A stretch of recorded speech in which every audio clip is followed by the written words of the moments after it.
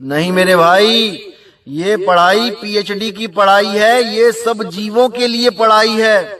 ये वो पढ़ाई है जहां जिसको 3 गुण यानी ब्रह्मा विष्णु महेश भी नहीं समझ पाए, वो भी भक्ति किए, तपस्या किए, लेकिन उनकी तपस्या भी अधूरी रही, क्योंकि सत्य शब्द, सच्चा शब्द, सच्चा नाम उनके पास भी नहीं था। उनके पास था लेकिन उसका भेद नहीं जान पाए। जैसे कस्तूरी तो सबके पास है, ऐसा कोई नहीं जिसके पास कस्तूरी नहीं, ऐसा कोई हिरण नहीं, लेकिन बिना भेद के भटकता ही फिरता है।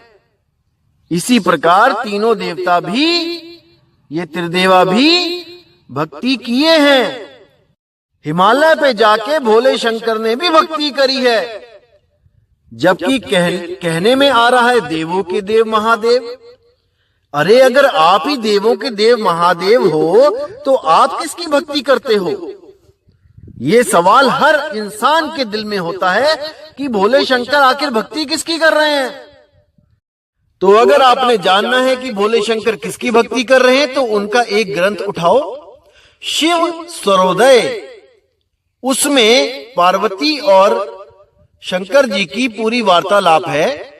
जो सवाल आपके दिमाग में है कि शंकर जी किसकी भक्ति करते हैं, वही चीज पार्वती जी के दिमाग में आई कि हे प्रभु, मैंने हर जगह यही सुना है कि आप देवों के देव महादेव, आपसे बड़ा कोई नहीं, फिर आप किसकी भक्ति में लीन रहते हो?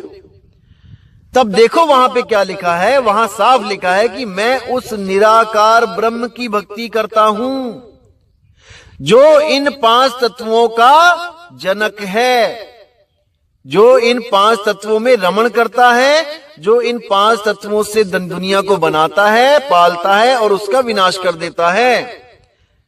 साफ लिखा है। और उसको प्राप्त करने की विधि भी बताई है कि साकार हकार, वहां पे साकार हकार लिखा है, सा से सो और हा से हंग। सकार यानी कि सो, हकार यानी कि हंग। गुप्त रूप में भेद दिया है वहां सोहंग का कि श्वास आती है तो सो, श्वास जाती है तो हंग। इसी सोहंग सोहंग का जाप मैं अपनी समाधि में करता हूं, जिसको शून्य समाधि कहते हैं। मैं शून्य तक जाता हूं और वहां पर जाके मेरा देह अभिमान टूट जाता है और मैं वहां पे खुद को निराकार समझ के उसमें लीन रहता हूं। साफ लिखा है। लेकिन आगे का भेद भोले शंकर नहीं जान पाए कि भाई सरगुण निर्गुण दोनों से पारा वो क्या है। साहिब कहते हैं सरगुण निर्गुण दोनों से पारा और जानेगा कोई जाननहारा। जब सतगुरुदेव आपकी जिंदगी में आ जाते हैं तो वो आपको सरगुण और निर्गुण दोनों से परे ले जाते हैं, दोनों से पार की भक्ति बताते हैं। सरगुण मानो घड़ा एक शेप में और निर्गुण मानो मिट्टी। उस मिट्टी से चाहे आप घड़ा बना दो, उस मिट्टी से चाहे आप गुल्लक बना दो, उस मिट्टी से आप चाहे चकला बना दो, बेलन बना दो मिट्टी की, चिड़िया बना दो मिट्टी की। तो मिट्टी है निराकार और ये जो चीजें बनती हैं ये है साकार। इसी तरह ब्रह्म है निराकार, आकाश है निराकार, शून्य है निराकार, ये पोल है निराकार, ये दोनों हाथों के बीच में जो स्पेस है, गैप है, ये है निराकार। इसी निराकार से साकार प्रकट होते हैं और निराकार और साकार में कोई फर्क नहीं होता। केवल भ्रमवश हमें लगता है कि ये चीज साकार है और वो गैप निराकार है। असल में वो एक ही चीज है। जैसे पानी में कभी बर्फ जम के तैरने लग जाए तो हमें भ्रम होता है कि ये बर्फ पानी से भिन्न है। बर्फ अलग चीज है, पानी अलग चीज है, लेकिन ये केवल मायावत दिखाई और समझ में पड़ता है कि ये दोनों अलग हैं। जो तत्वज्ञानी है वो जानता है कि पानी और बर्फ एक ही चीज है, बस रूप अलग दिख रहे हैं। ये बर्फ भी पिघल के पानी ही बन जाएगी। इसी तरह जितने भी निराकारी हैं, जितने भी निराकार को मानते हैं, उन सबको ये ज्ञान होता है कि साकार की भक्ति नहीं करनी है। ये साकार एक दिन खत्म होके निराकार में ही समा जाएगा। जैसे ये शरीर साकार है, जब ये खत्म होगा तो इसकी जो मिट्टी तत्व है वो मिट्टी में समा जाएगा। इसमें जो वायु तत्व सांस है वो वायु में समा जाएगी। इसमें जो अग्नि टेम्परेचर है, जठर अग्नि है, वो अग्नि तत्व में समा जाएगी। इसमें जो पानी है, खून है, पसीना है, बूंद है, वो पानी तत्व में समा जाएगा। और इसका जो मन है, जो इसका वो निराकार मन इस निराकार आकाश तक समाएगा और उसके बाद दोबारा सृष्टि पैदा कर देगा, दोबारा साकार रूप धारण कर लेगा। तो इसी आने जाने में सब देवी देवता, सब ऋषि मुनि, पीर पैगंबर, औलिया, सब इसी में भटकते रहे। इसी को बेचून कहते हैं, इसी को फॉर्मलेस कहते हैं। ईसाई कहते हैं गॉड इज फॉर्मलेस, मुस्लिम कहते हैं अल्लाह बेचून है, यानी उसका कोई रूप रंग नहीं है। असल में ये सब निराकार के ही अलग अलग नाम हैं, उस निराकार ब्रह्म के। जबकि परमात्मा निराकार नहीं है भाई।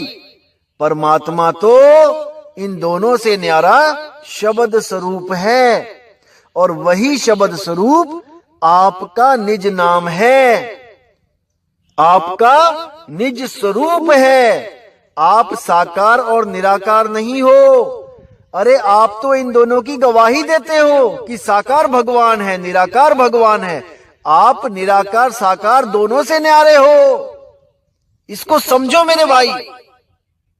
अब आगे साहिब क्या कहते हैं? मूल फूल बेल नहीं बीजा, बिना वृक्ष फल सोई। जब आप उस अवस्था को प्राप्त कर लेते हो तो वहां पर मूल फूल बेल बीज कुछ नहीं रहता, कुछ नहीं। अभी हम कह रहे हैं कि मूल ज्ञान, वहां पहुंचने के बाद वो भी नहीं रहेगा, मूल भी नहीं रहेगा। जैसे हम किसी भी लड़के को पिता तब तक नहीं कह सकते जब तक उसके द्वारा एक संतान की उत्पत्ति ना हो जाए। जैसे ही उसके घर में बच्चा पैदा होता है, अब वो लड़का ही पिता बन जाता है। इसी तरह ये सब सृष्टि बनी, त्रिदेवा बने, सब कुछ हुआ, इसलिए हम उसको मूल कह रहे हैं। लेकिन जब हम उस अवस्था को प्राप्त कर लेंगे तब ये त्रिदेवा, ये मन, ये माया सब खत्म हो जाएगा। तो जब मन माया ये डाली टहनी नहीं रही तो हम मूल किसको कहेंगे? जब पुत्र ही नहीं रहेगा तो हम पिता किसको कहेंगे? इसलिए साहिब कहते हैं उस अवस्था में पहुंचकर ये सब खत्म हो जाएंगे। जितना भरम जाल है ये सब टूट जाएगा, सब टूट जाएगा। तो आगे क्या कहते हैं? बिना वृक्ष फल सोई, कि वो अवस्था मिल जाएगी जैसे बिना वृक्ष के आपको कोई फल की प्राप्ति हो जाए, यानी उसका कोई आदि और अंत ना रहे। बिना वृक्ष का फल यानी कि जिसको कोई पैदा नहीं कर सकता, क्योंकि फल वृक्ष से पैदा होता है और जो पैदा होता है वो एक दिन नष्ट होता है। तो साहिब उस अवस्था की बात कर रहे हैं कि बिना वृक्ष के जो फल है, यानी तेरा निज स्वरूप, जिसको पैदा करने वाला आज तक कोई पैदा नहीं हुआ, वो निज है, वो स्वरूप निज है, आदि है, अनंत है। उसको जन्म और मरण का कोई भय ही नहीं है। उस अवस्था को प्राप्त करना है मेरे भाई। आगे क्या कहते हैं? ओहम सोहम अर्ध ऊर्ध नहीं, श्वासा लेख न कोई। अब कितना क्लियर कर दिया यहां पे कि ओहम सोहम अर्ध ऊर्ध नहीं। ना तो कोई ओहम सोहम का जाप वहां पहुंचा सकता है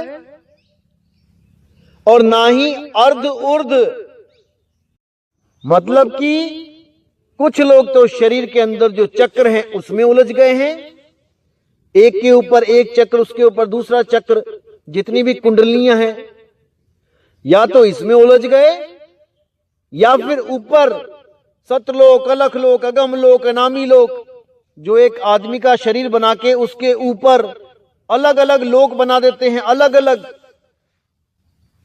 पौड़ियों की तरह, एक लोक, उसके ऊपर दूसरा लोक, तीसरा लोक, चौथा लोक, पांचवा लोक, छठा लोक, सातवां लोक, उसी सात को कह देते हैं सतलोक, यानी 7 लोक ऊपर जाओ। कुछ लोगों ने तो बिल्कुल ही हद कर दी है।